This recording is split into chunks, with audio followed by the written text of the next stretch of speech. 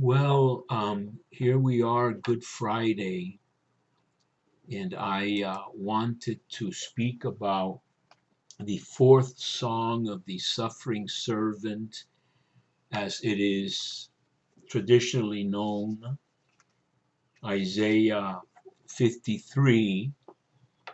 It really begins in Isaiah 52:13, and this poem, as Blanking Sup called it, has meant a lot to me for a long time.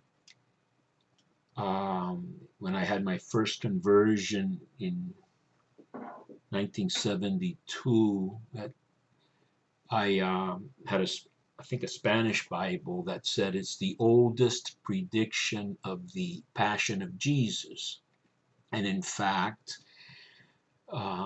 basically the first thing that happens in the adoration of the cross service on Good Friday, like today, is a lector comes to the podium and reads Isaiah 52:13 to 53:12. In the Jewish tradition, as I understand it, they think more of Isaiah 53 as the beginning. But I think commonly we find that this poem is a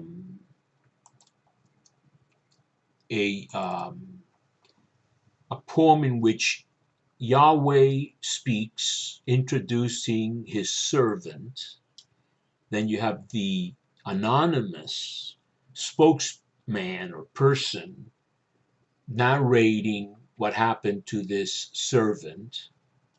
And then finally, you have Yahweh again uh, concluding the poem by speaking about the triumph of his servant.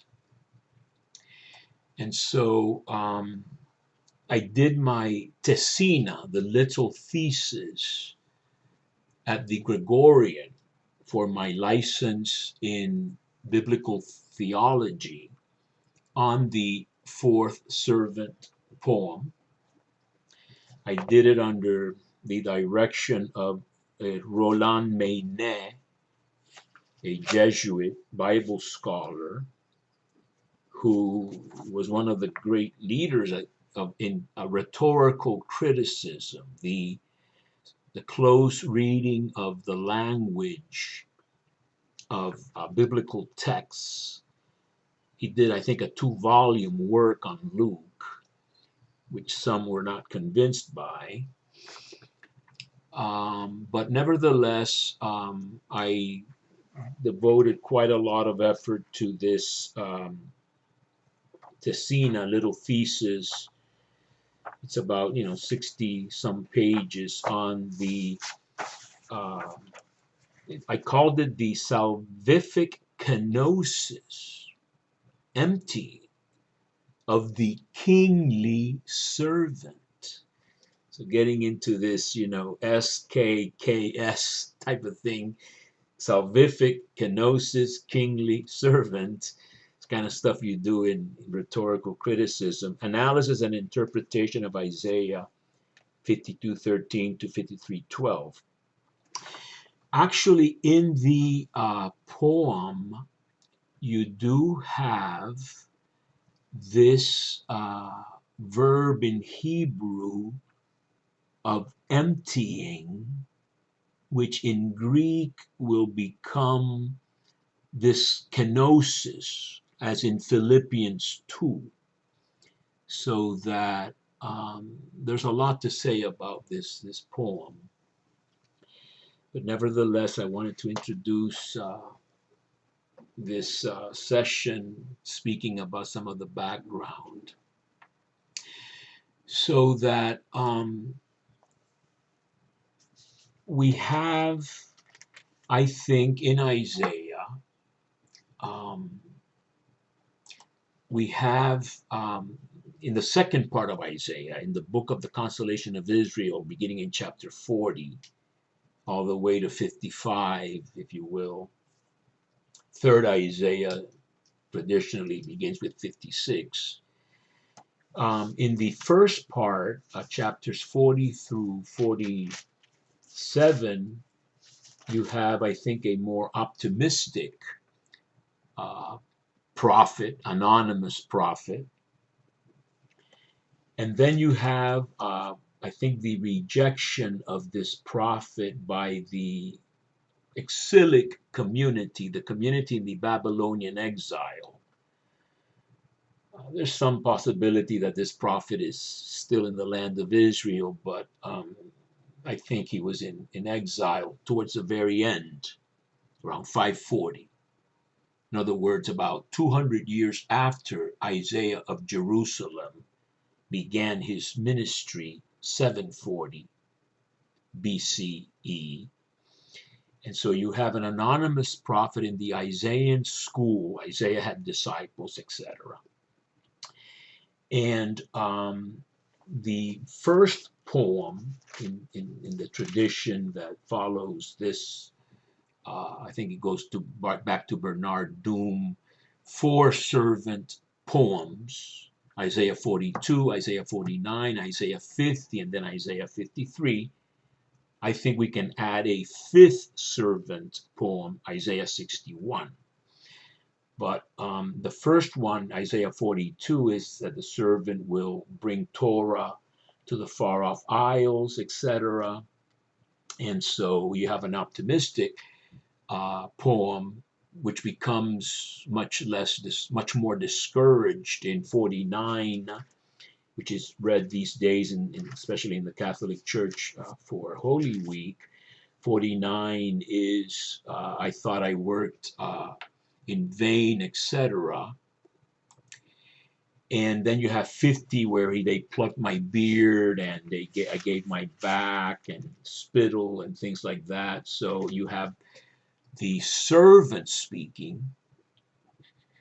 But by the time you get to the 4th poem, this one, 53, someone else has to speak for the servant. He has met a violent death. Now, I know it's well known that there are tremendous debates. Probably still haven't looked at this in years, but there have traditionally been tremendous debates as to who exactly is being talked about. And the Jewish interpretation is usually it's Israel who has suffered these humiliations, but will be vindicated. And one of the biggest arguments for a collective interpretation of these poems is precisely in Isaiah 49, verse 3, which says, he said to me, you are my servant, Israel. So that normally you have the servant, but Yahweh, the servant of Yahweh, Israel. But I follow, and I'm not going to get into a whole scholarly discussion. I follow Orlinsky, H.M. Orlinsky, who is Jewish, was Jewish a long time ago, where he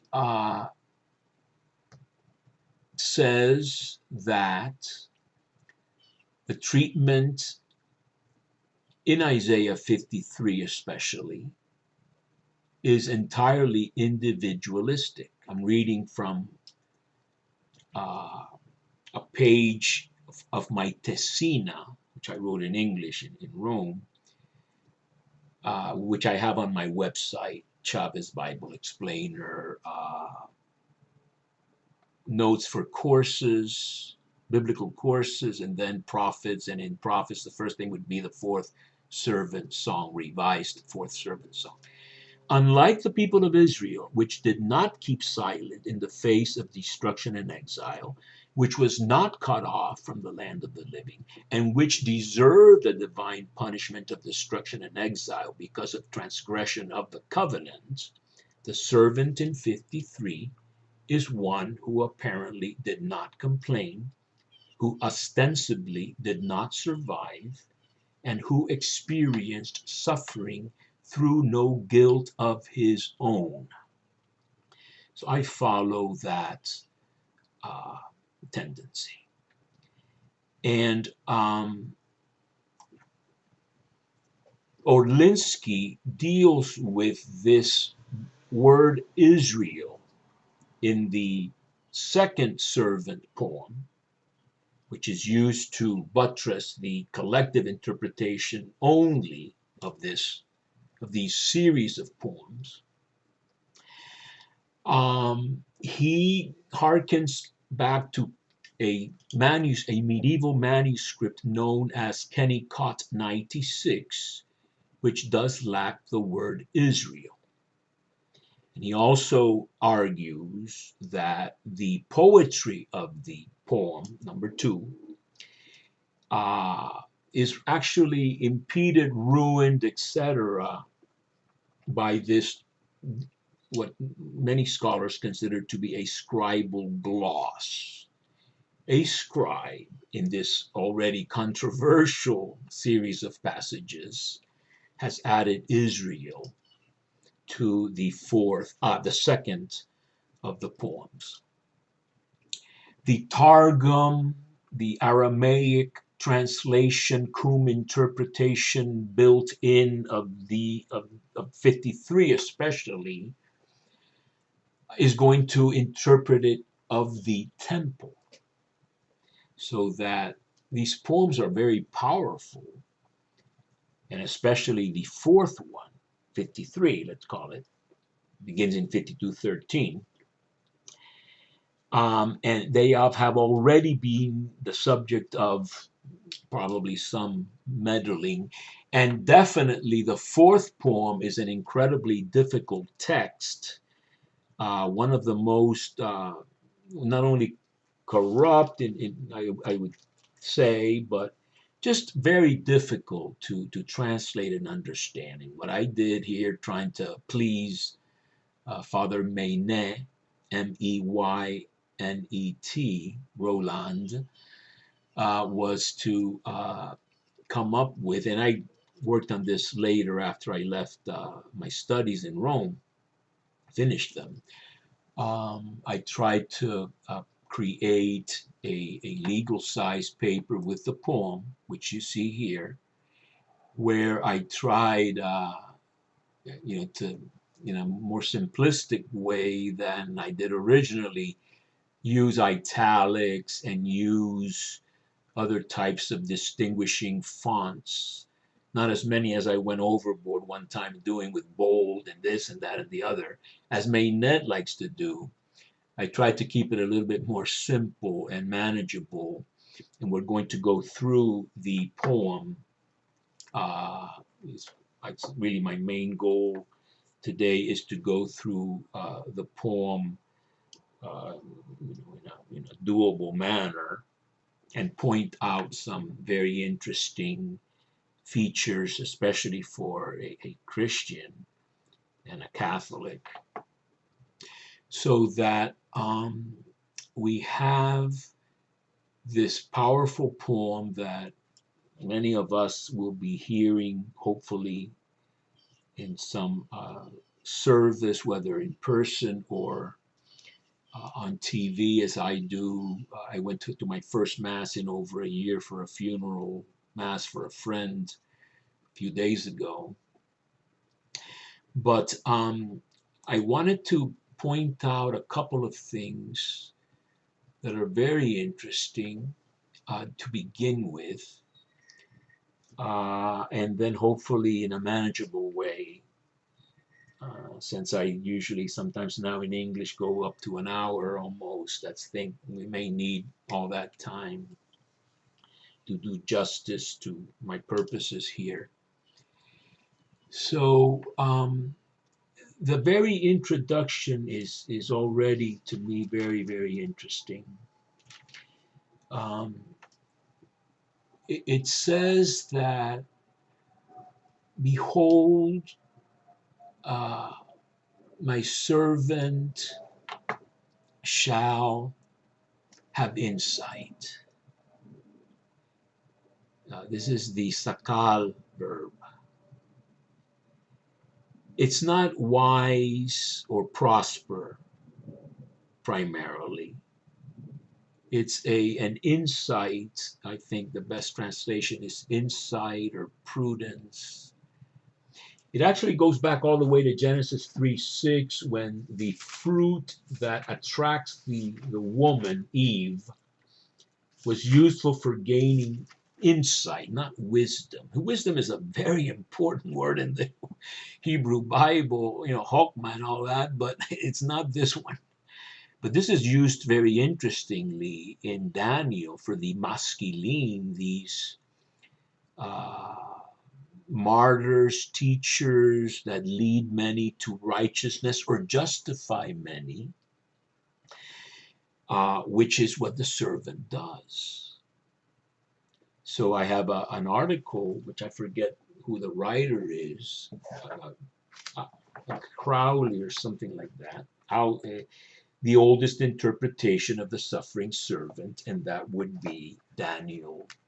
The passages in Daniel that mention maskilim in 11:35, I'm not forgetting, and then in 12:3 and 12:10 of Daniel, you have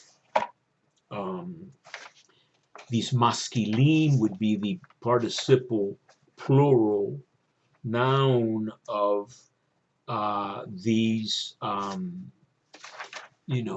this prosperity or success or insight that the servant is going to have. So you have actually followers, I call them, of the servant.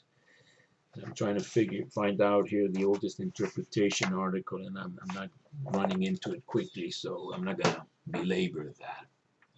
So, behold, my servant shall have insight, he shall be exalted.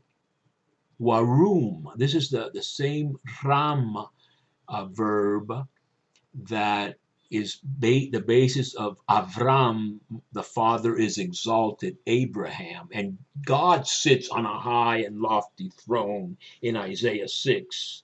And then in Isaiah 57, he's on a high and lofty place he dwells, but he's got his sights on the crushed of heart and the lowly. So so the servant shall have insight. And there are messianic passages in Jeremiah 23 about this prudent king, etc. He shall be lifted up. Very interesting. Because Christ in John speaks about being lifted up in key passages, like Moses, the serpent in the desert, John 3:14, Numbers 21.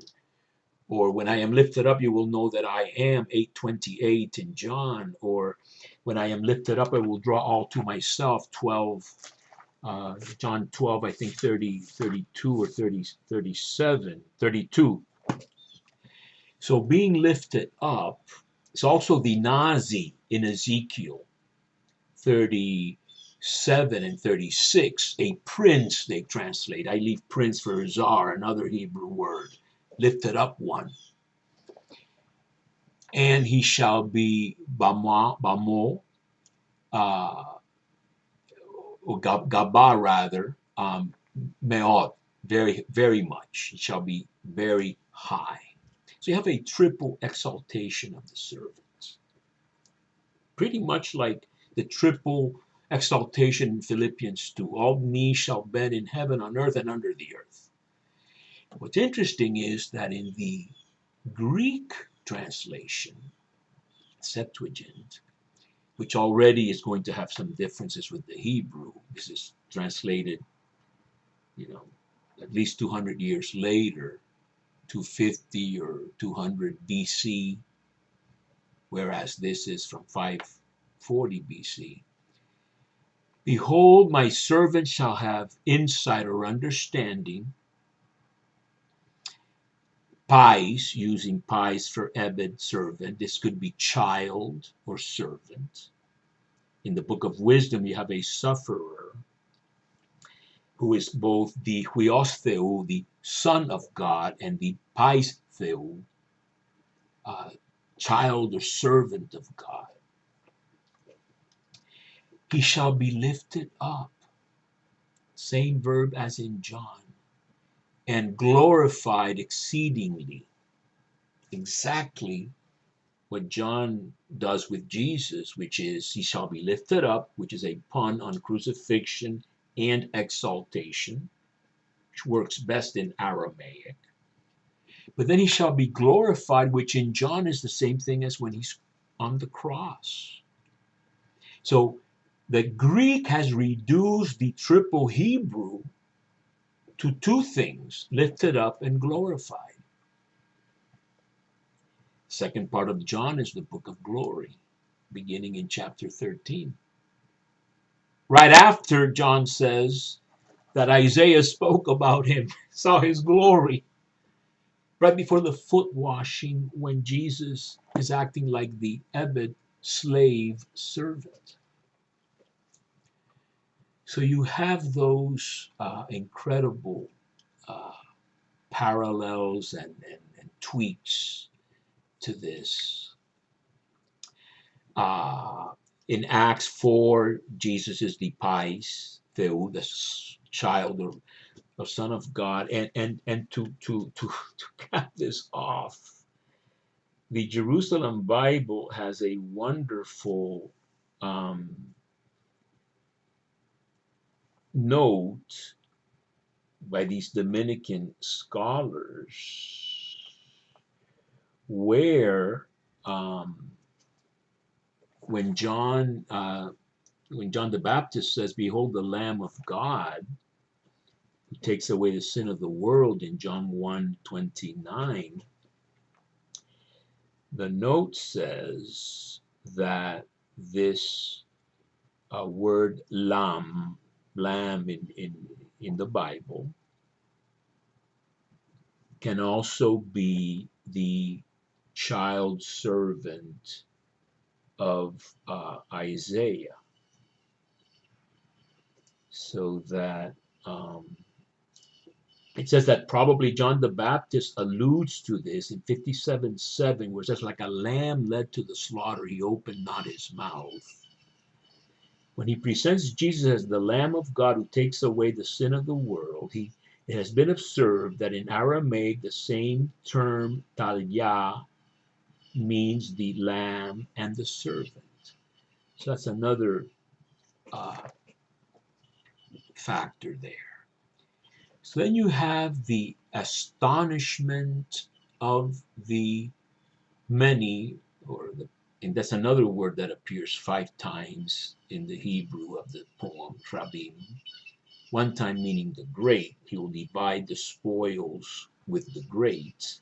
But the rest of the times, it's the many. Just like Jesus says, the Son of Man has come to give his life as a ransom for many, or this is the blood of the covenant being poured for many, or the many in Daniel that are justified or made righteous by the masculine followers of the servant.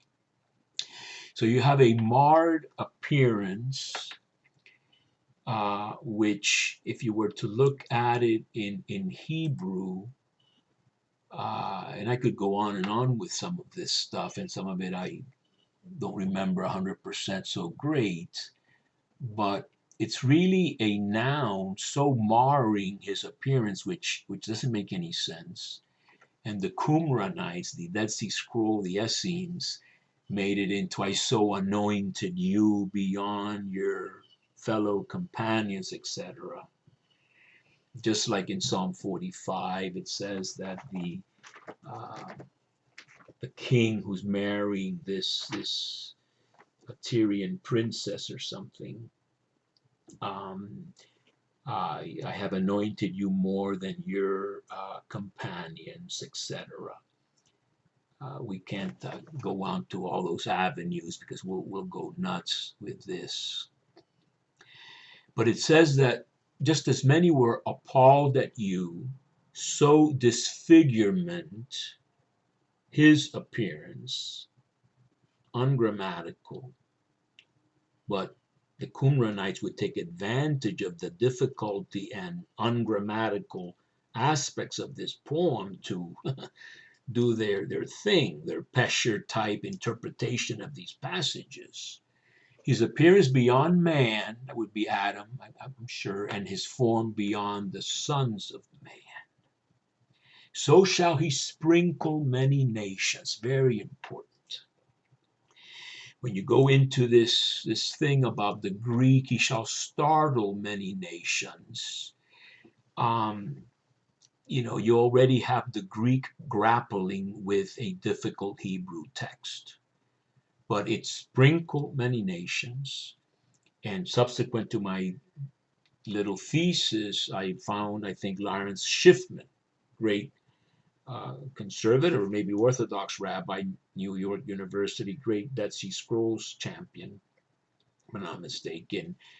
He's the one that wrote about this is a cultic term. This is the same verb as in Yom Kippur, the sprinkling of the blood. Not startle many nations, he shall sprinkle many nations. Just like in Leviticus 16, Yom Kippur. There's a sprinkling with clean water in Ezekiel. And let me double check on if that's the exact same verb. In Ezekiel 30, that's a different verb, sarak. So there's another splashing, I guess, or sprinkling in Ezekiel, different verb. He shall sprinkle many nations, and kings shall shut their mouth because of him. And the meaning of that verb is they'll put their hand over their mouth because of him. For that which had not been told them, they shall see,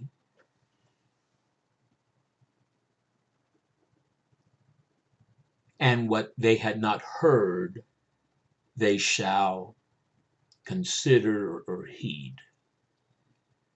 Who has believed our report, and the arm of Yahweh, to whom was it revealed?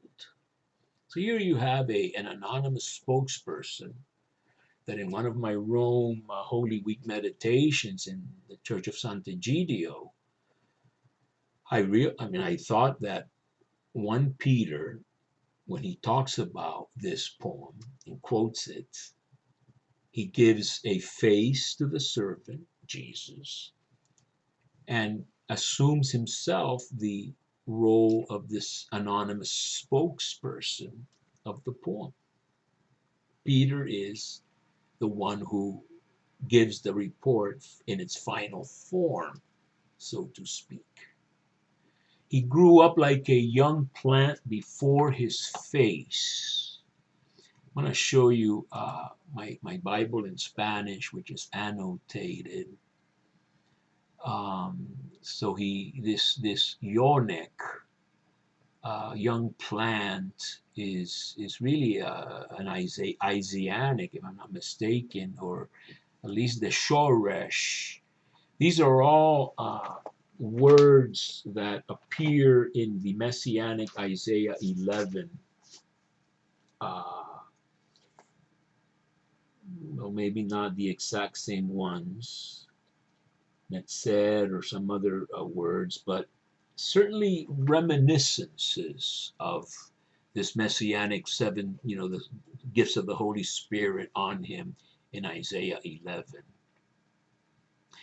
So that continuing with the English of this, he grew up like a young plant before his face and like a root out of dry earth. He had no form and no majesty that we should look at him, and no appearance that we should desire him.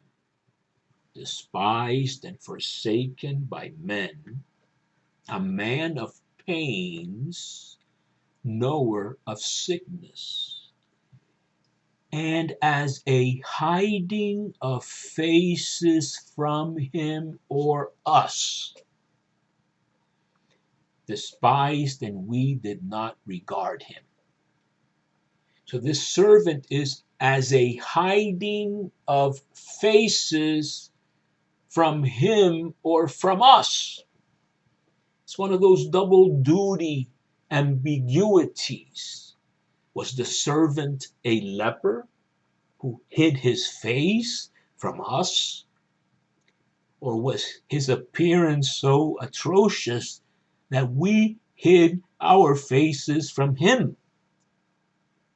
And in fact, even in the rabbinic tradition, this being stricken by God is the leprosy verb. I think in Leviticus and in other places. So you have a whole tradition in Judaism of the Messiah leper. As Teresa of Lisieux, the little flower, thought of Jesus as the leper. You can Google the leper Messiah in Rome, which is a beautiful rabbinic story. Where's the Messiah to be found? He's in Rome among the lepers. When I go there and I see all the lepers, how do I know which one is the Messiah? Well, the lepers changed their bandages from their sores all together at once. The Messiah changes them one by one in case he is suddenly called. Yet our sicknesses he lifted up. Now that's another interesting use of lift up. That's cultic. Removal of sin. The scapegoat in Leviticus 16 lifts up the whole catalog of all the sins in Judaism. And our pains he carried.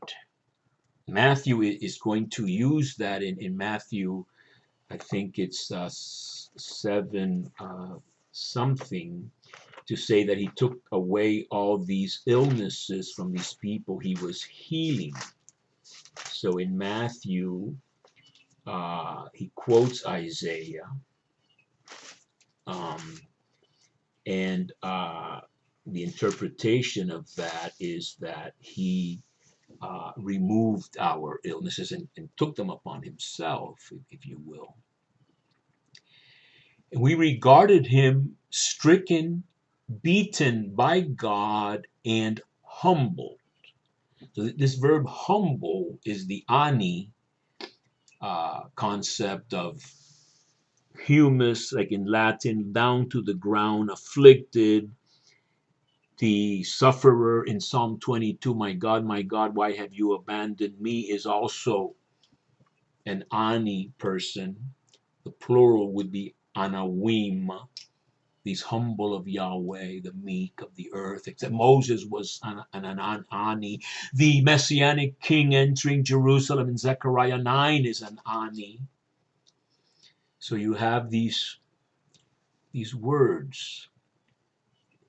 And or but he was pierced because of our transgressions, crushed because of our iniquities. Now, these transgressions would be, I think, the peshaim.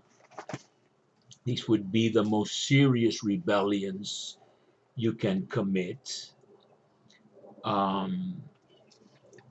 which are not pardonable, except maybe on Yom Kippur. In Numbers 15, I think it says a man who commits an offense with a high hand arrogantly like that, cut off. But Peshaim are included in the Leviticus 16 list of sins that the scapegoat takes off with, carrying them. And the iniquities would be the awan, the uneven, crooked stuff, which I've thought that when the servant takes upon himself our crookedness, he himself becomes crooked in physical appearance. The chastisement of our well being came upon him, and by his stripes came healing for us. The chastisement is musar, the divine discipline, paideia in Greek. Related to Pais, the child who is corrected.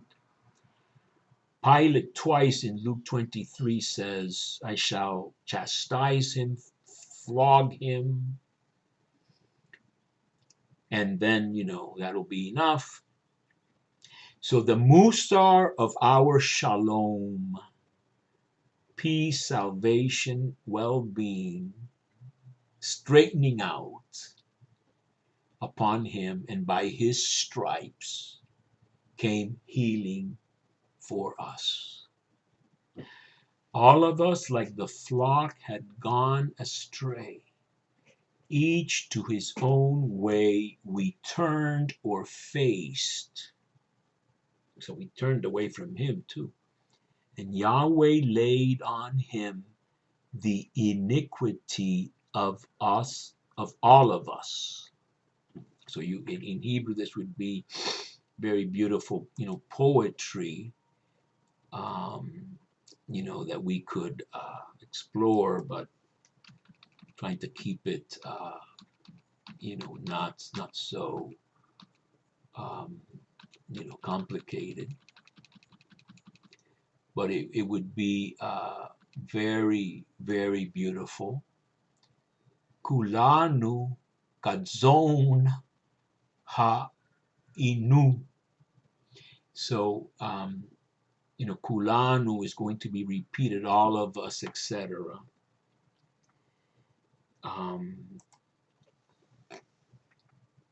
He was oppressed and he was humbled again. See, this translation that I did is trying to be consistent with word by word equivalence. And he did not open his mouth.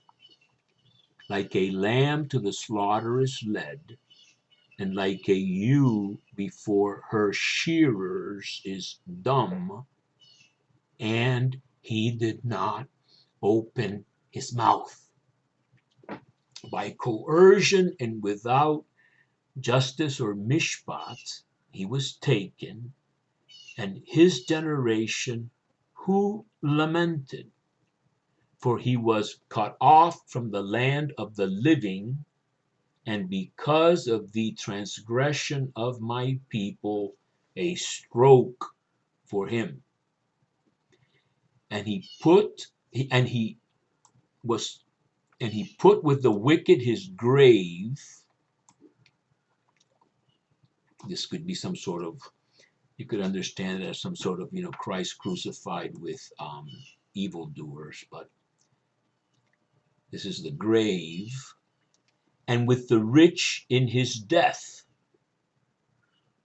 The translators would probably flesh that out, but that's what it says. Although no violence had he done, and no deceit was in his mouth. And Yahweh was pleased to crush him. He made him sick. I know that's not the typical translation.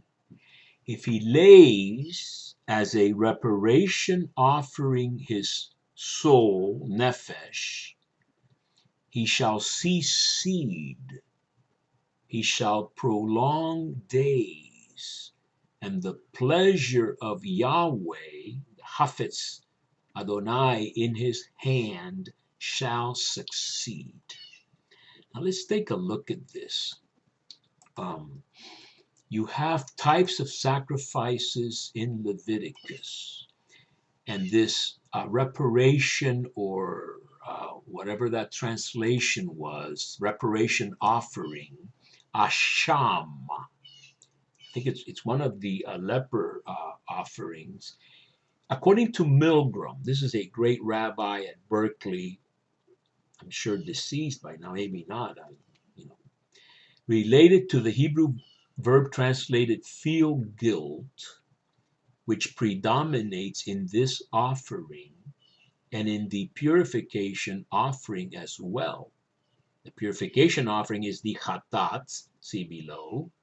The asham encompasses the remorse or guilty feeling of the offender plus the reparation he must make for his wrong. On page 46 of his one-volume Leviticus book, Milgram has a 3-volume Leviticus commentary, which is an encyclopedia of the book of Leviticus, but he's got a 1-volume, which I recommend. He states that the verb asham describes the syndrome of guilt, sin, guilt, and punishment. It has a psychological dimension. Wrongdoing creates guilt and fear of punishment, and conversely, suffering reinforces feelings of guilt. Thus, we find one word bridging all expiatory offerings, asham. So,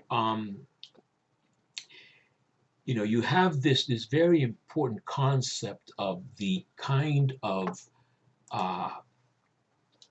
offering that the servant gives, which in this very difficult verse, I'm, following scholars, I am translating, if he lays as an asham his soul, his life, he shall succeed. He shall see seed.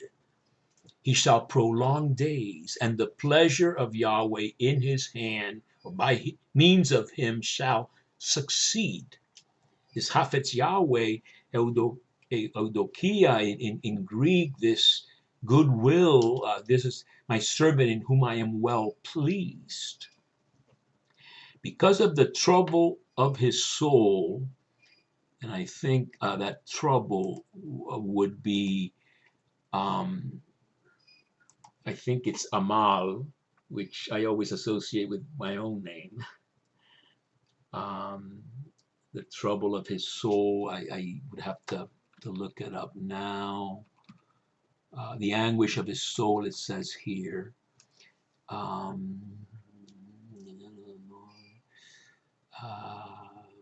I don't know if I could find this quickly enough. I'm not going to belabor it. He shall see, or really be drenched with light. So I have studied this. And if you see the footnote here, which G.R. Driver,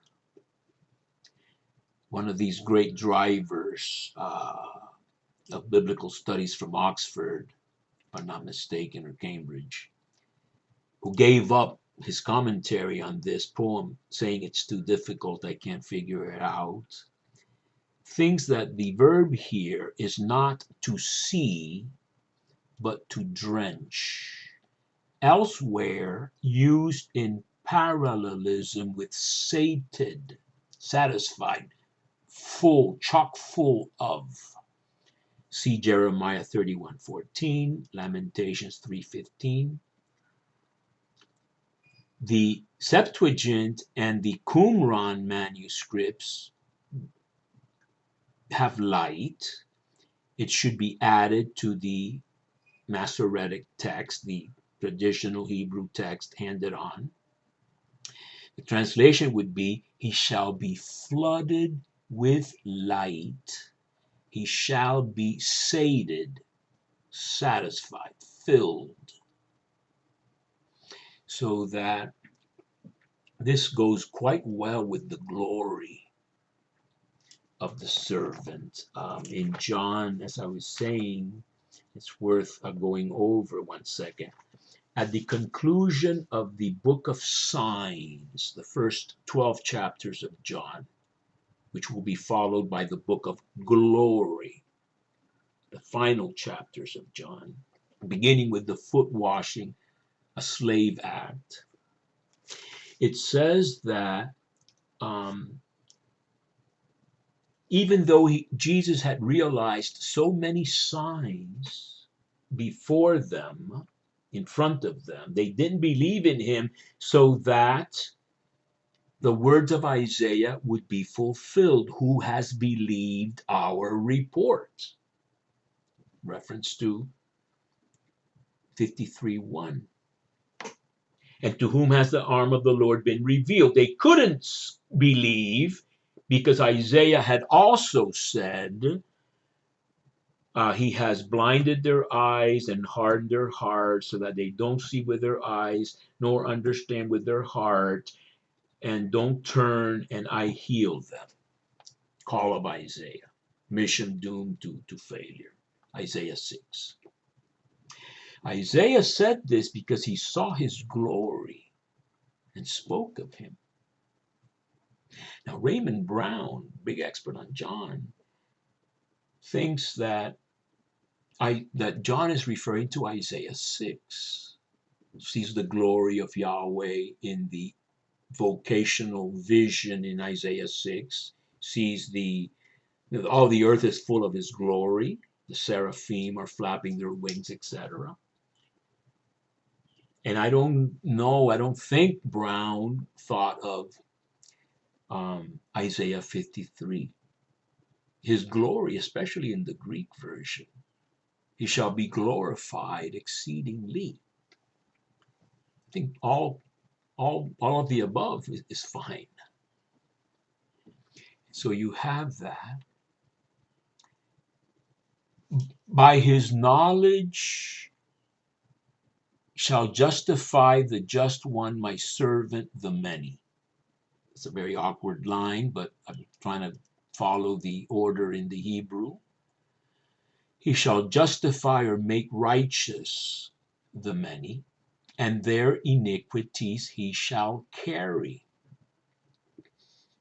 Therefore, I will divvy up to him with the many. He shall share the spoils with the great. That's what it really means. But I wanted to repeat the many, Rabim, to see that it's repeated 5 times, used 5 times in this poem. And with the mighty, he shall divvy up the booty. Now, it's very interesting because if you look at what Paul says in Philippians 2, that Jesus was in the form of God, but did not deem divinity something to snatch. It's a booty, spoils of war verb. So unlike our parents, Adam and Eve, who tried to snatch at divinity by grabbing the fruit, Jesus did not do that. But in the book of Revelation, he shall be snatched up to the presence of God, the Messiah, born of this woman with the dragon after her and him, etc. He was snatched up to God and to his throne, which of course will figure prominently in the last chapters of Revelation. The Lamb and God and the Lamb are on a throne. They're kind of like together. Because he emptied his soul, he poured out his life to death, and with transgressors he was counted. And yet he, the sin of many, lifted up, removed, and for transgressors he interceded. So you see that this is a very heavy poem for Christians. We could,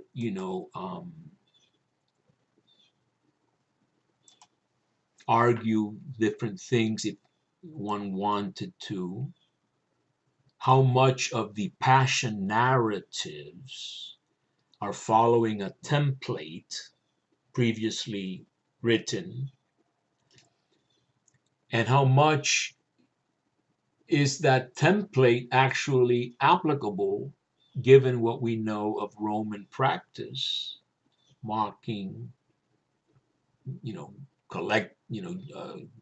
crucifixions of more than one person.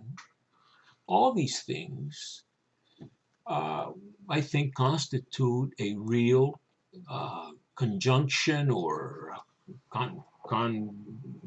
convening, coming together of Bible and history. I'm reading a lot of NT Wright now again, theology and history. They intersect, and so you have this poem, uh, and you have this references to these serious sins, and you have this pouring out, and you have so many resonances of the passion of Jesus. So the passion of Jesus is heavy in itself, but it becomes even heavier for those who read these passages um, as referring to Jesus. I don't know that I could easily find for you 1 Peter in this thing. Not that I'm going to try anymore, but 1 Peter does talk about the example given us by Christ, that we follow his footsteps. He committed no sin, and in his mouth deceit was not found. He who, upon being insulted, did not reply with insults. Suffering he did not threaten, but he put himself in the hands of him who judges with justice. The same one who, on the wood, carried our sins in his body, so that, dead to our sins, we would live for righteousness, with whose wounds you have been healed. You were like sheep gone astray, but now you have returned to the shepherd and guardian of your souls. So, there's not much more that we can say in this time frame. I hope someone has benefited in some way from what really is, quite a few years dealing with this. And I hope you have a holy Good Friday and a joyful Easter Sunday.